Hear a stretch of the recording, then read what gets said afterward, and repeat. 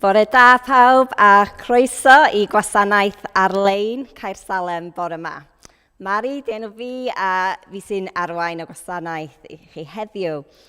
Just I egluro set-up yma yng Nghaersalem, dwi yma ac ar ochr arall y stafell mae Rhys yn neud y gwaith technolegol. A ella da chi'n meddwl, wel pam dim Rhys sy'n sefyll o flaen y camera? A gyd fedra I dweud ydy byddwch yn ddiolchgar dim fi sy'n neud y stwff technegol nes a'n disaster yma bore yma. Ond ia, croeso. A rhyw drefn fel hyn fydd o dros yr wythnosau nesaf wrth I ni fod yn y cyfnod clo yma yng Nghymru. Dwi eisiau dechrau bore yma trwy darllen adnodau o Salm 42, adnod 5 I 7.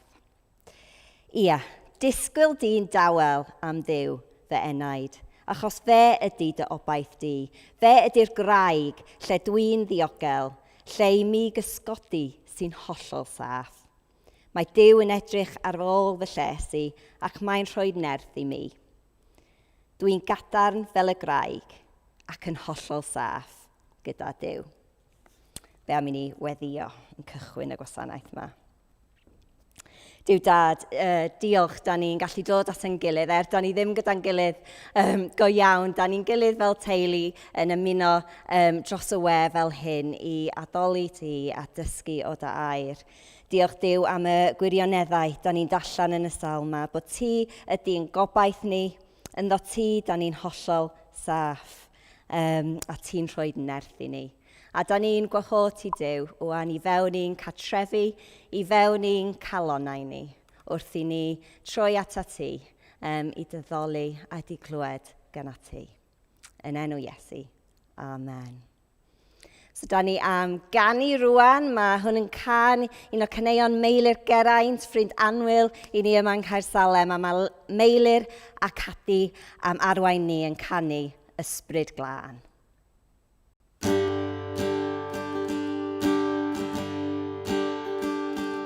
Dewn at Fyw yr ysbryd, gwahoddwn di I symud yn ein plith.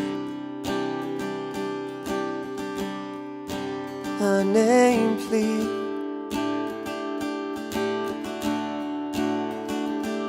Fy ngwendid dwi'n cydnabod, dibynaf ar dawdurdod ath bwer di. Dy bwer di.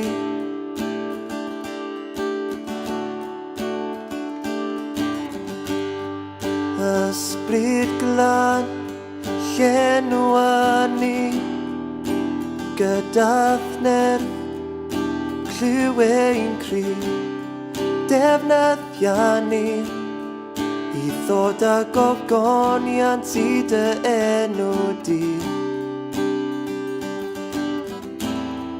Defnyddia ni I ddod â gogoniant I dy enw di.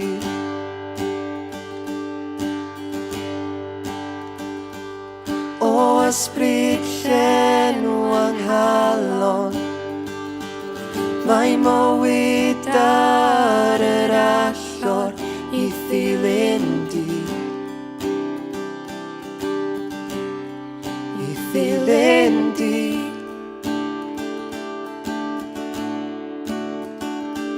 Boed bywyd braf a'i peidio, fy mywyd drwy fy nildio I'th bwrpas di. Pwrpas di.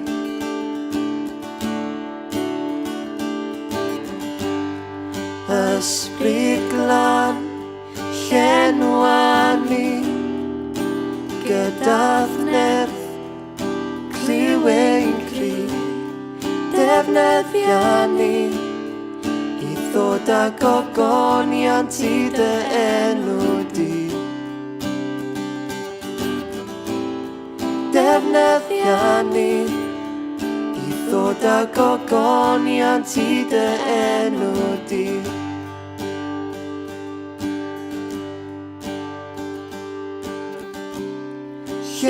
llenwa ni o ysbryd glân. Llenwa ni o ysbryd glân. Llenwa ni o ysbryd glân. Llenwa ni. Ysbryd glân, llenwa ni gyda'r nerth, clyw ein cryf, defnyddia ni i ddod â gogonion sydd dy enw di.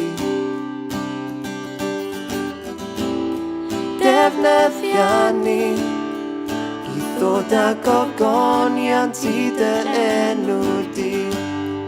Ysbryd glân, llenwa ni gyda'r nerth, clyw ein cryf, defnyddia ni i ddod â gogonion sydd dy enw di. Defnyddia ni i ddod â gogonion sydd dy enw di.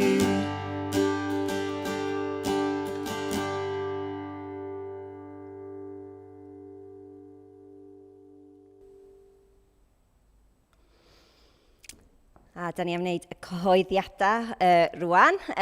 Mae manylion y casgliad ar y sgrin. Fel da ni dweud pob tro, eich cwmni chi di'r peth mwyaf bwysig i ni bore yma. Peidiwch teimlo o dan dim pwysau i roi o gwbl, ond os da chi eisiau roi, mae'r manylion ar y sgrin. A swn i hefyd jyst yn deud, os da chi yn teimlo ystyried Caersalem fel eich eglwys cartref, i chi ystyried roi yn reolaidd, mae'n hawdd iawn setio hyn i fyny. Os da chi teimlo mae hwnna rhywbeth da chi licio wneud, plis cysylltwch gyda Rhys neu Arwel am hynny.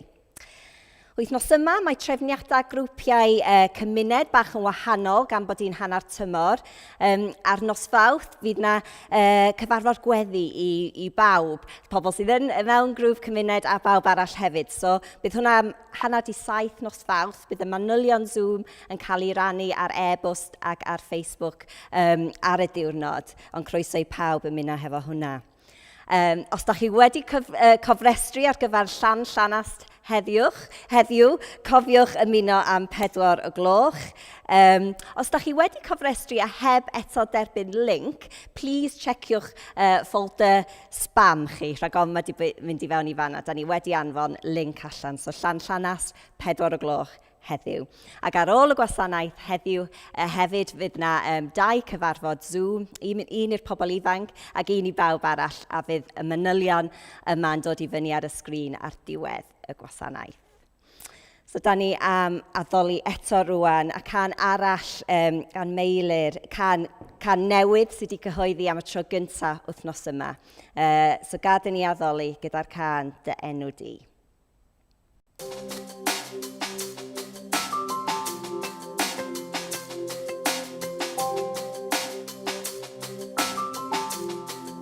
Arglwydd clyw fy ngweddi, dwi yma i daddoli. Dwi yma i glodfori dy enw sanctaidd di. Mae 'na bŵer yn dy enw, mae dy ysbryd yn fy ngalw, i droedio'n ddyfnach mewn i'r llanw, o dy gariad di. Arglwydd rwyt yn ffyddlon, neu di beth fy ngadael i. Arglwydd cryf yng nghalon, yw i foli denw di. Iesu Grist yw'r enw, fyddwn ni'n ei godi ffri. Mae bywyd yn nawr i'r meirw wrth alw ar dy enw di. Mae na bwer yn dy enw, mae dy ysbryd yn fy ngalw, i droedio'n ddyfnach mewn i'r llanw o dy gariad di. Arglwydd rwyd yn ffyddlon, neu di beth fy ngadael i.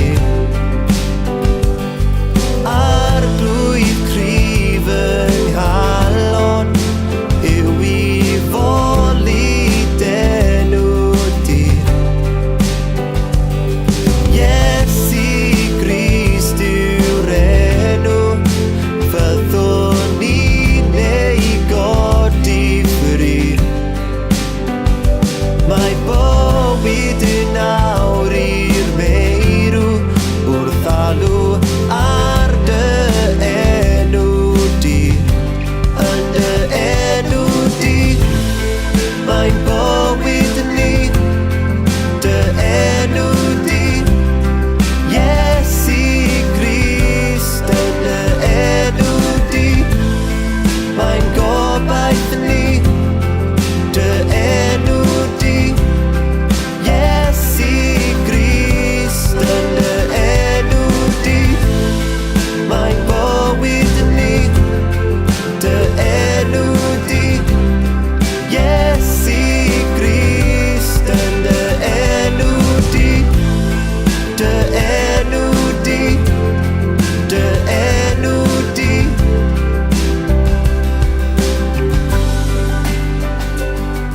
Arglwydd rwyd yn ffyddlon, neu di byth fy ngadael i. Arglwydd cryf yng nghalon, yw i foli denw di.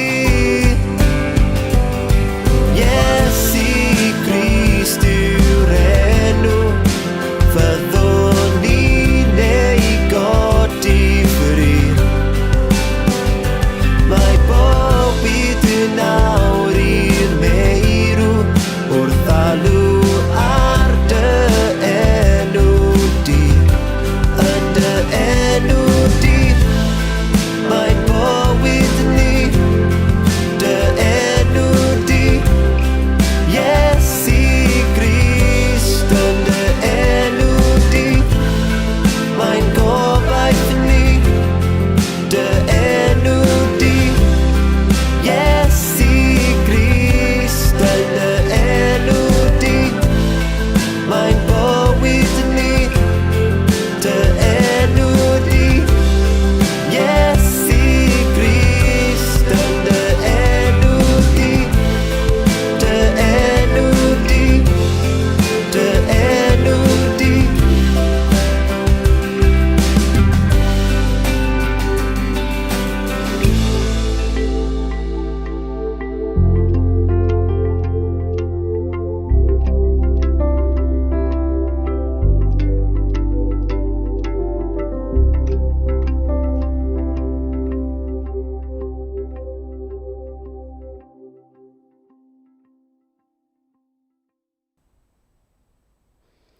Waw, dwy gan mor hyfryd bore yma. Diolch gymaint Meilir a Cadi. Na'ch cyneuon chi yn bendith mawr iawn i ni. So, amser i droi at y pregeth wan bore yma.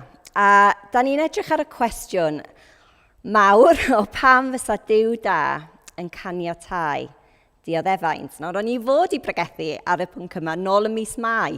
Pan oeddwn ni'n gwneud y cyfres yma yng Caersalem, lle oeddwn ni wedi gofyn i bobl rhannu y cwestiynau mawr sydd ganddyn nhw am ffydd ac am fywyd. Ac wrth gwrs, oedd hwn yn gwestiwn oedd wedi codi sawl gwaith.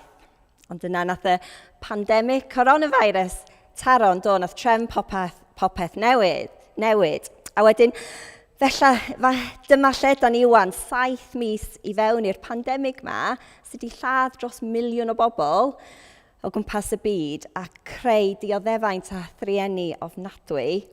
Dyma ni ar cychwyn ail lockdown yng Nghymru yn edrych ar y cwestiwn addas iawn yma yn dydyn. Ar un lefel, mae hwn yn cwestiwn hynod o bersonol ac emosiynol sy'n mynd ymdwfn ni'n calonau ni. Cwestiwn sy'n gofyn pam Duw, os wyt ti'n caru ni, pam wyt ti'n gadael i ni ddioddau fel hyn. Ac ar lefel arall, mae hwn yn gwestiwn philosophical a rational sydd yn galw i mewn i gwestiwn bodolaeth Duw. Sut fedrith Duw sy'n dda ac yn holl a lleog caniatáu rhywbeth fel y pandemig yma, caniatáu salwch corfforol a meddyliol, rhyfeloedd, camdriniaeth, trais, tlodi anghyfiawnder. Ydyn ni'n gallu gwneud unrhyw synwyr o hyn?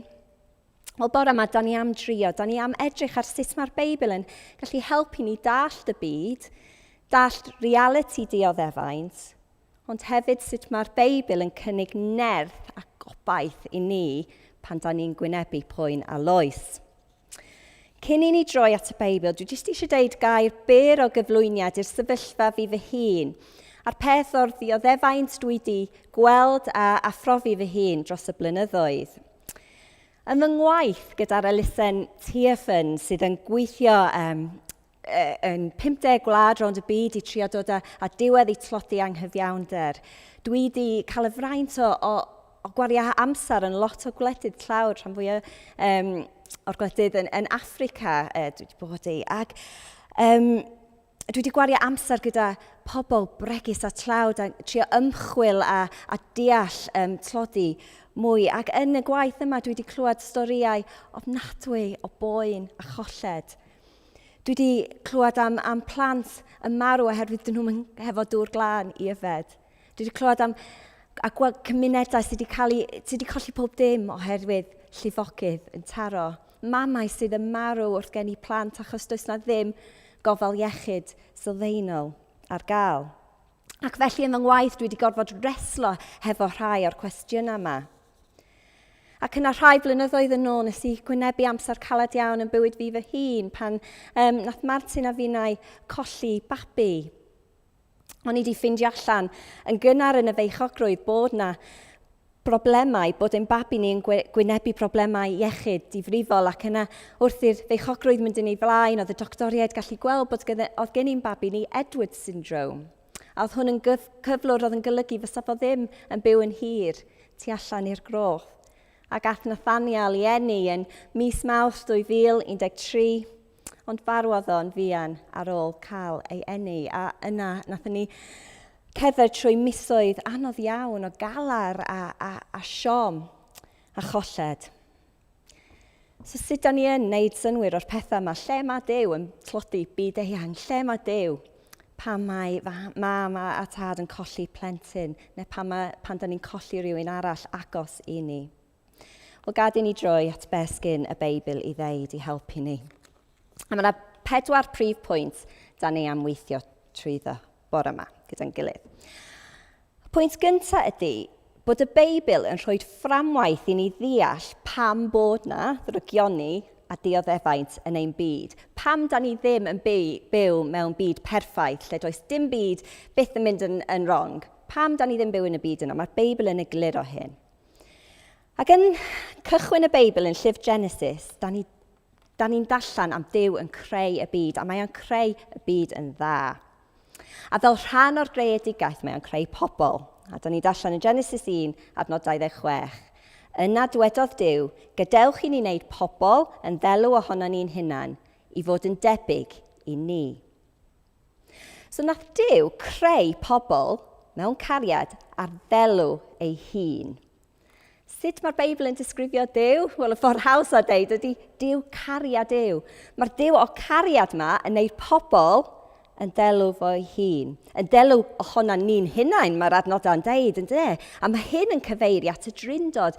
Duw y tad, Duw y mab, Duw yr ysbryd glân, roedd y tri mewn perthynas perffaith o gariad efo'i gilydd. A maen nhw'n gwneud pobl yn relational fel Duw, gyda'r capacity i garu fel Duw, i garu Duw ac i caru ein gilydd. A mae Genesis yn helpu ni gweld hefyd bod mwyn i gariad bodoli, mae rhaid i rhyddid bodoli. Tydy cariad sydd ddim yn dewis, ddim yn cariad. Mae Duw yn creu pobl i garu, ond mae'n rhoi ewyllus rhydd iddyn nhw. Os oedd o ddim wedi wneud hynny, os oedd ni wedi cael ei programio neu fforsio i garu ein gilydd, sa'n ni fel robots neu peiriannau. Ac yn y gardd Eden, mae Duw yn rhoi boundary i'r pobl gyntaf a ddagefa, mwyn i na fod dewis yna yn y perthynas rhwngddyn nhw a Duw. So, da ni'n darllen Genesis 2:16. A dyma fe'n rhoi gorchymyn i'r dyn. Gei fwyta'r ffrwyth unrhyw goeden yn yr ardd, ond paid bwyta ffrwyth y goeden sy'n rhoi gwybodaeth am bopeth da a drwg. Pa wneud i hynny, byddi'n siŵr o farw. A dyma'r dewis mae Duw yn rhoi i'r pobl cyntaf. Ac wrth gwrs, nath nhw croesi'r boundary yn do. Nath nhw defnyddio eu rhyddid i wneud penderfyniad i fod yn anifydd i Dduw. Nath nhw dewis i beidio caru Duw. Ac yn lle, oedd nhw eisiau bod yn Duw a chael awdurdod dros beth sydd yn dda a drwg. A mae yna air i hyn da ni'n galw fo y cwymp. Ac ar y foment yna, naeth popeth newid. Nath poen a dioddefaint anghyfiawnder dod i mewn i'r byd wrth i'r perthnasau perffaith o Duw wedi creu yn y cychwyn rhwng fo a pobl, rhwng pobl a'i gilydd, rhwng pobl a'i hunain a rhwng pobl ar ddeiar. Nath y perthnasau perffaith yna torri. Ac ers y penderfyniad gyntaf yna, da ni'n darllen yn y Beibl, mae'n deud yn Rhufeiniaid bod pob un person wedi troi yn erbyn Duw, wedi rebelio. Da ni gyd, pob un person wedi cael ei greu yn delw Duw, gyda'r capacity i garu, a felly y capacity i brofi rhyddid a gwneud dewisiadau, ond da ni wedi defnyddio'r capacities yna i greu niwed yn ogystal ac i garu. A mae'r Beibl yn dangos bod impact ein dewisiadau dim jyst ar ni'n hunan, ar pobl agosach i ni, ond maen nhw'n effeithio ffabric ein byd hefyd.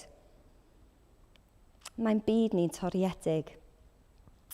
A wrth i ni edrych ar y dioddefaint sydd o'n gwmpas ni, gyda lot o bethau, da ni yn gweld link dydan rhwng pobl yn defnyddio ewyllus rhydd mewn ffordd anghywir a'r dioddefaint. Dwi'n gweld hwn yn fy ngwaith dros y blynyddoedd o ymchwil a trio dallt tlodi. Mae gymaint o tlodi i wneud gyda'r ffordd da ni'n byw, gyda'r ffordd mae dynoliaeth yn trin ei gilydd. Mae oherwydd trachwant a hunanoldeb. Mae llawer o natural disasters ddim yn naturiol o gwbl, maen nhw'n hollol man-made. As da ni'n edrych ar dioddefaint sy'n dod o camdriniaeth a thrais, mae yna link does rhwng gweithredoedd a penderfyniadau a dioddefaint. Da ni'n gweld hynny. Ond, dim bob tro, mae'n bwysig deud hyn, mae yna lot o dioddefaint yn ein byd ni, a does na ddim y link clir yna rhwng gweithred a'r dioddefaint. Mae Salwch Nathaniel yn enghraifft o hynny. A'r ffordd da ni'n dallt hynny ydy'r fel o'n i sôn gyna, mae ffabric ein byd wedi ei effeithio gen y cwymp. Ffabric y bydysawd. Mae'r byd yn toriedig. A felly mae yna pethau'n digwydd sydd ddim i fod i digwydd. A da ni'n gweld y link clir na, mae just oherwydd bod y byd yma yn lle toriedig. Dyna pam bod yna Edward syndrome yn y byd, a cancer, a salwch meddwl a llawer o bethau eraill. So fel cychwyn, mae'r Beibl yn rhoi fframwaith i ni dall pam bod dioddefaint yn y byd. Ond hefyd, a mae hwn yn pwynt bwysig dwi'n meddwl i dod i fewn ar y pwynt yma, mae'r Beibl yn egluro pam bod dioddefaint yn brifo gymaint. Mae Salm 139 yn deud hyn. Ti greodd fy meddwl am teimladau, am plethu yng nghrôth fy mam. Dwi'n dy foli di. Am fod dy waith di mor syfrdanol a rhyfeddol, mae'r cwbl rwy ti'n wneud yn anhygoel. Mae dioddefaint yn brifo oherwydd da ni wedi creu a phlethu gan Duw sydd ei hun yn gariad a wedi rhoi I delw fo ynddo ni. Pam bod o'n brifo I mam, I fi, colli plentyn gymaint? Pam ydy o'n brifo pan da ni'n gweld pobl eraill yn ddioddef? Mae o oherwydd da ni ddim jyst rhyw casgliad o atoms a molecules sydd yma mewn camgymeriad neu trwy hapas iawn neu drwy rhyw broses o survival of the fittest. Na, da ni yma oherwydd bod Duw wedi creu ni. Da ni yma achos mae Duw wedi caru ni. Mae dioddefaint a drygioni yn brifo oherwydd da ni yn arbennig. A mae hwn yn bwysig I ni gofio. So dyna'r pwynt gyntaf. Da ni symud ymlaen i'r ail pwynt. Da ni wedi sbio ar sut mae'r Beibl yn rhoi fframwaith I ni dallt pam bod na ddioddefaint a pam bod o'n brifo cymaint. Yr ail pwynt ydy deud bod y Beibl yn cyflwyno ni I Dduw sydd ei hun wedi dioddef. Da ni'n gweld atab Duw i'r ffaith da ni wedi troi yn erbyn o, defnyddio ein ewyllus rhydd I wneud dewisiadau gwirion a wrong, mae o'n ymatab I hynny gyda ymateb llawn cariad a thosturi. Yn lle cael gwarad o'n rhyddid ni, mae Duw yn hunaniaethu gyda ein dioddefaint ac ein poen trwy dod i'r byd yn y person o Iesu Grist. Mae Nadolig ar y ffordd yn tydi. Mae wedi bod countdown yn tini ers Mai 24 I Nadolig, oherwydd mae hwnna diwrnod ar ôl penblwydd Caleb. A nôl yn mis Mai, o'n I methu copio fe meddwl am Dolig, o'n I methu copio efo llawer yn canol mis Mai pan oedden ni'n homeschoolio. So o'n I wedi rhoi treiol i'r plant. Da ni'n mynd sôn am Nadolig tan mis Hydref. So trwy mis Medi, oedd na countdown, faint o dyddiad tan da ni'n gallu siarad am Nadolig, mam? So dyna oedd trwy mis Medi. O am y mis Hydref yma, mae wedi bod yn intense iawn. A note to self, blwyddyn nesaf dwi am deud Rhagfyr neu o leia mis Tachwedd. Ond beth bynnag, mae Nadolig ar ei ffordd yn dydy. A da ni'n dathlu yn Nadolig y ffaith bod Duw wedi dod I lawr o'r nefoedd I byw yn ein mhlith. Yn Iesu Grist, nath Duw ei hun dioddef dyfnder, poen a loes. Mae'r efengylau sydd yn rhoi record I ni o bywyd Iesu, maen nhw yn sôn bod Iesu wedi profi anobaith, galar, gwrthdodiad, unigrwydd, tlodi a phwyn ofnadwy yn ei fywyd. Dyma sut mae Marc yn cofnodi yr oriau cyn I Iesu cael ei arestio ac yna I lladd. Marc 14:32. Dyma Iesu mynd gyda'i ddisgyblion I le o enw Gethsemane. Eistedwch chi yma, meddai wrthyn nhw, dwi'n mynd I weddio. Aeth a Pedr, Iago a Ioan gydag ef, a dechreuodd brofi dychryn a gwewyr meddwl oedd yn ei lethu. Mae'r tristwch dwi'n ei deimlo yn ddigon i'n lladdu, meddai wrthyn nhw. Mae Marc yn fama yn disgrifio poen difrifol iawn. Mae Luc yn ei efengylo yn dweud hyn am yr amser yma. Gweddioedd, Iesu yn gweddio, yn fwy tair gan ei fod o mewn cymaint o boen meddwl, roedd ei chwys yn disgyn ar lawr fel dafnau o waed. Nawr mae Luc fama, oedd yn doctor, mae o'n disgrifio arwydd meddygol o sioc corfforol mae Iesu yn profi ar y pwynt yma. Ar y groes mae Iesu yn crio allan, fy niw, pam wyt ti wedi droi dy gefn arna I? Roedd Iesu, pwy ers dragwyddoldeb wedi bod yn y perthynas perffaith yma, o'n I sôn am yn y cychwyn gyda'i ei dad, gyda'r ysbryd glân, perthynas perffaith o intimacy a gariad. Ar y groes, mae o'n cael ei dorri ffwrdd o'r drindod. Ac oherwydd hynny, ar y groes nath Iesu profi poen tu hwnt o bellffordd I unrhyw boen da ni'n profi. Oedd y poen ysbrydol yma o torri y drindod fel hynny yn dim ei geiriau gallu disgrifio fo. A pam bod Iesu wedi wneud hyn? Pam bod Iesu wedi bod trwy'r poen yma? Mae'r Beibl yn deud oherwydd bod Iesu wedi dod i'r ddaear I achub ac adfer ei greadigaeth. Mae wedi dod I talu am y dewisiadau gwirion a drwg da ni wedi wneud. Y ffordd da ni wedi defnyddio rhyddid mae Duw wedi rhoi I ni I wneud dewisiadau anghywir. Gair arall am hyn ydy pechod. Dyna pam ddoth Duw i'r byd. Mae'r groes yn dangos dyfnder cariad Duw atam ni. A yn y groes mae'r perthnasau mae gath ei torri yn y cychwyn yn cael ei adfer. Ffrindiau, does gennym ni ddim Duw sydd yn bell i ffwrdd, ond Duw sydd yn fodlon hunaniaethu gyda ni i'r graddau. Mae o'n fodlon cymryd y penderfyniadau drwg da ni wedi wneud a dioddef mwyn i ni cael fywyd. A mae o'n neud o fel ffordd sydd ddim yn cymryd ein rhyddid i ffwrdd. A mae'r groes yn cynnig i bob un ohono ni i mynd i fewn i perthynas, i dewis mynd i fewn i perthynas gyda Duw a derbyn y maddeiant am yr holl pethau rong da ni wedi wneud. A mae hyn yn dim ond yn bosib oherwydd na Duw ei hun dioddef. So ymlaen y trydydd pwynt.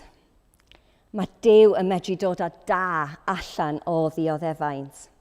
Nawr weithiau mae Duw yn camu fewn i sefyllfa o ddioddefaint ac yn ffurfio'r sefyllfa yn llwyr. Da ni'n gweld hyn yn y Beibl. Mae Iesu a hefyd ei ddisgyblion ar Eglwys Fore yn gwneud gwirthiau yn pŵer yr Ysbryd Glân. A mae yna storiau anhygoel o iachad a pethau gwirthiol yn digwydd. O be am heddiw? Dwi un sydd yn credu mewn gwirthiau. Mae yna bobl yn ein teulu ni yma yng Nghaer Salem sydd wedi profi iachad gwirthiol Duw. A dwi'n meddwl achos y rheswm dwi yn credu mewn gwirthiau, dyna un o'r pethau ni'n really stryglo gyda pan nath Nathaniel marw, cos o'n i'n gofyn y cwestiwn o Duw, dwi'n credu ti yn iachau, ti'n medru iachau, pam wyt ti ddim wedi iachau Nathaniel? A'r lle o heddwch dwi wedi cyrraedd, a'r lle, dwi'n meddwl y ffyrdd gorau o dallt hyn, ydy i dallt. Mae'r termau yn y Saesneg, the now and not yet of the kingdom. The now and not yet o deyrnas Duw. Pan nath Iesu dod i'r ddaear, nath o cyhoeddi bod yr amser wedi dod lle mae rhywbeth newydd yn digwydd. Mae Duw yn sefydlu ei deyrnas. Mae Duw yn dod i teyrnasu mewn ffordd newydd. So be oedd hynna'n golygu? Be di'n golygu bod y deyrnas yma? Wel, nath Ioan y Bedyddiwr, oedd o'n y carchar, a oedd yn clywed am beth oedd yn digwydd. Nath anfon ddau o'i disgyblion i ofyn i Iesu, a ti ydy'r Meseia sydd i ddod, neu ddylen ni ddisgwyl rwy'n arall? A mae Iesu yn ateb, Luc 7:22. Ewch yn ôl a dweud wrth Ioan, be dych chi wedi gweld a clywed. Mae pobl dall yn cael gweld, pobl gloff yn cerdded, pobl sy'n dioddef o'r gwahanglwyf yn cael eu hiachau, pobl fyddar yn clywed, a phobl sydd wedi marw yn dod yn ôl yn fyw, ac mae'r newyddion da yn cael ei gyhoeddi i bobl tlawd. Roedd y Meseia wedi dod, roedd deyrnas Duw wedi cychwyn. Ond doedd o ddim yna yn llawn, roedd yna hefyd dal i ddod. Roedd pethau drwg dal yn digwydd. Nath Ioan ei hun cael ei ladd gen Herod. Da ni darllen am o 2 pennod wedyn yn Luc 9.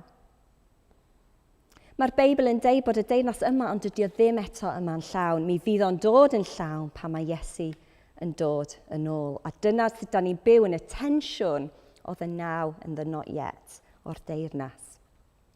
Mae rhai pethau gwirthiol yn digwydd, ond mae lot ddim.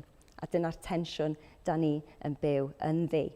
Ond hyd yn oed, os mae Duw ddim yn ateb ein gweddïau yn y ffordd ella da ni rili isio trwy iachau ar enghraifft, mae Duw yn dal yn dod â da allan o dioddefaint. A mae hanes Joseph yn Genesis yn un diddorol sy'n helpu ni deall hyn. Roedd Joseph yn dyn ifanc, balch, a roedd ei frodydd yn ei gysau.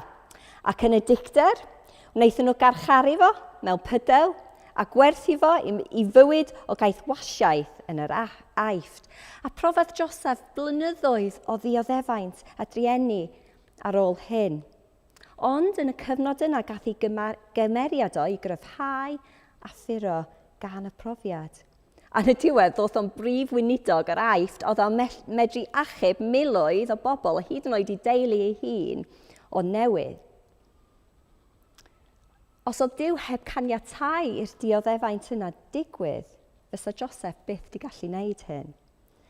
A mae Joseph yn deud wrth ei brodydd mewn adnod pwerus iawn yn Genesis 15:20.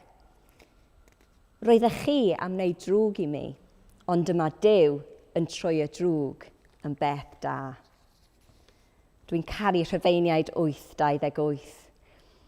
Dyn ni'n gwybod fod Duw yn trefnu popeth lles y rhai sy'n ei garu, sef y rhai mae wedi galw i gyflawni ei fwriadau. Mae Duw yn trefnu popeth lles ni. A fel Joseph, mae lot o pobl gallu tystio bod Duw wedi gweithio i dod â pethau da allan o poen a ddioddefaint. Mae lot ohonyn ni gallu tystio bod ein tyfiant ysbrydol wedi dod trwy adegau anodd. Mae Duw yn defnyddio'r pethau yma i helpu ni ymddiried ynddo fo. A dyna oedd profiad fi a Martin gyda Nathaniel. Nath Duw dod â sawl peth da, a mae o'n dal i dod â pethau da allan ohono y sefyllfa.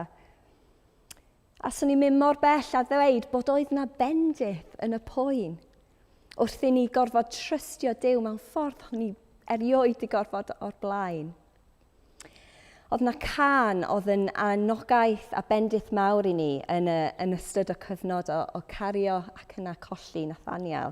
Can o'r enw Aaron Keys, Sovereign Over Us.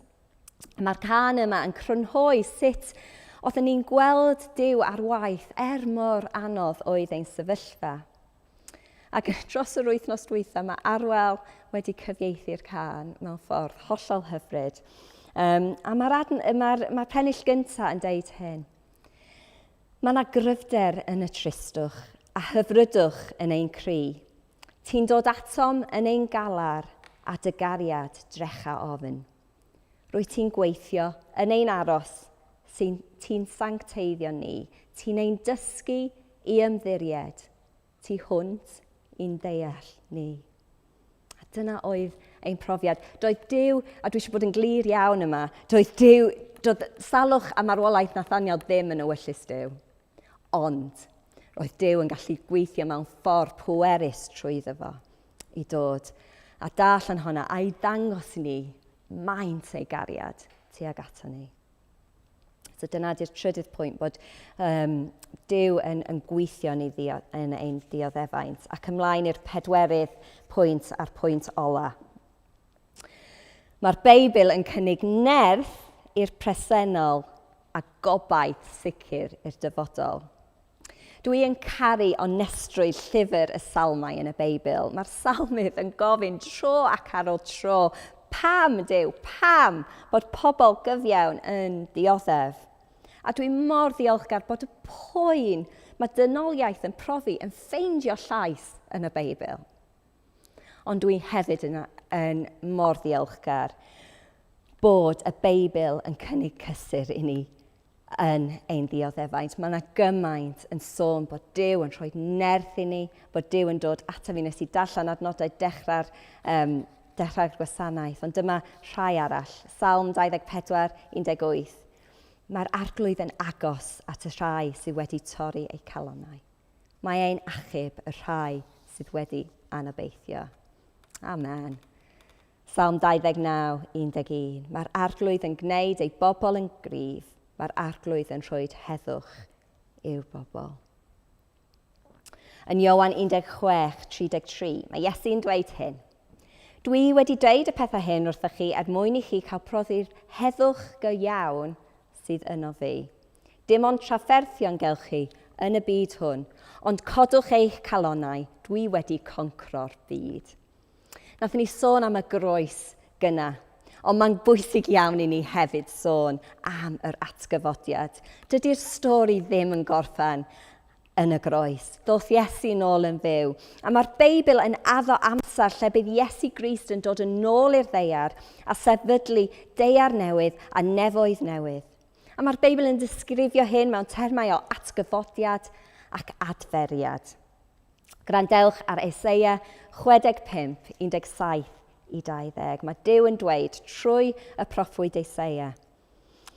Achos dwi'n mynd i greu nefoedd newydd a ddaear newydd. Bydd pethau'r gorffennol wedi eu hanghofio. Fyddai nhw ddim yn croesi'r meddwl. Ia, dathliwch am mwynhau am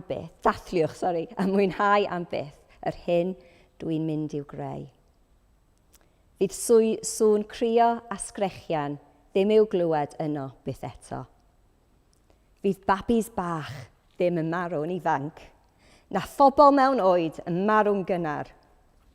A mae datguddiad 21 hefyd yn ddisgrifio y deiar newydd a'r nefoedd newydd fel hyn. A maen nhw'n deud bydd Duw yn sychu pob deigryn o'i llygad nhw. Fydd dim marwolaeth o hyn ymlaen, dim galaru, dim wylo, dim poen. Mae pethau fel roedden nhw wedi mynd. Un diwrnod, bydd dioddefaint a thrybioni yn gorffen.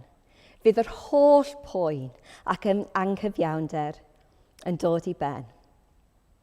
Un diwrnod bydd Iesu yn dod yn ôl a rhoi popeth yn iawn, unwaith ac am byth. Dyma'r gobaith mae'r Beibl yn rhoi i ni. So wrth i ni gloi, gad i ni cael recap sydyn, mae'r Beibl yn delio gyda dioddefaint fel reality, a mae'n egluro pan mae o'n y byd. Yn ail, mae'r Beibl yn cyflwyno ni i Dduw sydd wedi camu i mewn i byd sy'n ddioddef a wedi dioddef ei hun ar y groes i adfer ac achub ni. A trydydd, mae'r Duw yna yn addo bod gyda ni yn ein dioddefaint. Weithiau mae o'n trawsnewid y sefyllfa'n llwyr a dod â ni allan o'r dioddefaint.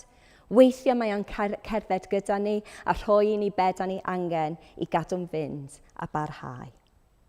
Ac yn pedwerydd, mae'r Beibl yn rhoi gobaith sicr i ni o dyfodol, lle bydd deyrnas Duw yma'n llawn a bydd Iesu yn rhoi pob peth yn iawn. Lle mae Duw yn ein dioddefaint? Mae o wrth ein ochr.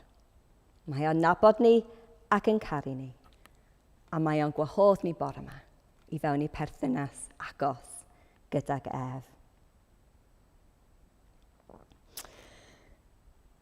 Da ni wedi cyfro lot bore yma. A dwi jyst eisiau rhoi cynnig i rywun sydd eisiau siarad mwy trwy unrhyw beth dwi wedi deud, neu eisiau rhoi ni gweddio gyda nhw am dioddefaint da chi yn mynd trwyddo ar hyn o bryd. Plis cysylltwch gyda Rhys neu fi as da ni wrth ein bodda'n siarad a gweddio gyda chi. Ond da ni am cau yr amser mawr pregeth yma trwy gwrando ar can, a nes i sôn gyna am y can Aaron Keys oedd di fod gymaint o fendith i ni. Mae Arwel wedi ei gyfieithu a hefyd dros y dyddiau dwytha mae Meilir wedi recordio a Rhys wedi rhoi at ei gilydd a wedi cynhyrchu fersiwn hyfryd Cymraeg o'r gan yma. Gweddi fi ydy bydd y gan yma yn bendithio chi yn y ffordd mae wedi bendithio fi. A da ni am rando ar y can yma rwan.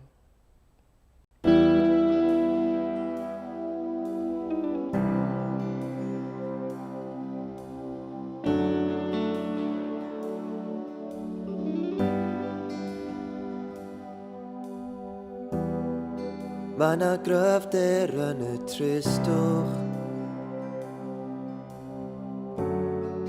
a hyfrydwch yn ein cryf. Ti'n dod atom yn ein galar a dy gariad drecha o. Rwyt yn gweithio yn ein aros. Rwyt ti'n sancteiddio ni. Ti'n ein dysgu i ymddiried. Ti hwn ti'n deall ni. Dy gynllun yw ein ffyniant, ti heb ein anghofio ni. Ti'n gwmni yn y llu ac yn y tân.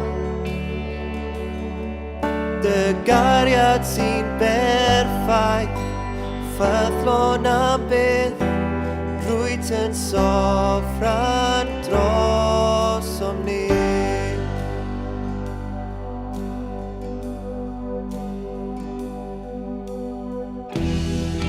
Rwyt yn ddoedd ti hwn sy'n breuddwyd. Pwy ar ddeall dy holl ffyrdd. O dy orsedd yn y nefoedd. Yn estyn atom yn dy ras. Ti sy'n codi y rhai isel. Trigar o gwyd a hael. Yn amgylchynu a fy nghynnal. Mae da ddewidion di yn hyfryd. Dy gynllun yw ein ffyniad. Ti heb ein anghofio ni. Ti'n gwmni yn y llun ac yn y tân. Dy gariad sy'n berffaith, ffyddlon am byth, rwyt yn Sofran Drosom Ni.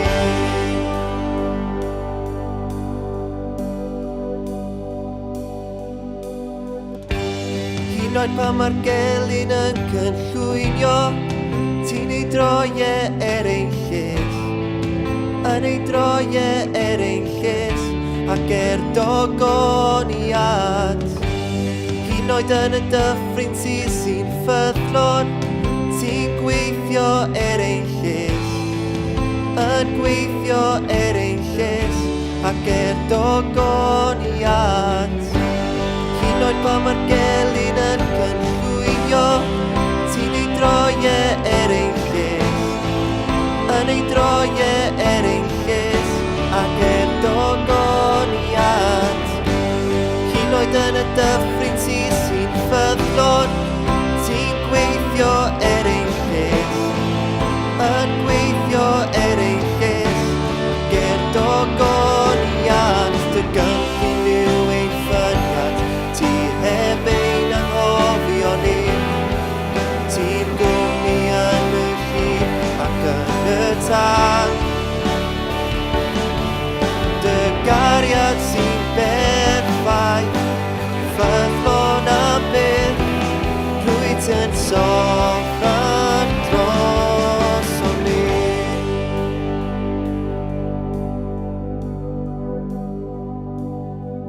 Dy gariad sy'n berffaith, ffyddlon am byth, rwyt yn Sofran Drosom Ni. Rwyt yn Sofran Drosom Ni. Amen i hynny. A diolch eto Arwel Meilir a Rhys am y gan hyfryd yna. So mae'n oed ni bore yma yn dod i'r diwedd wan.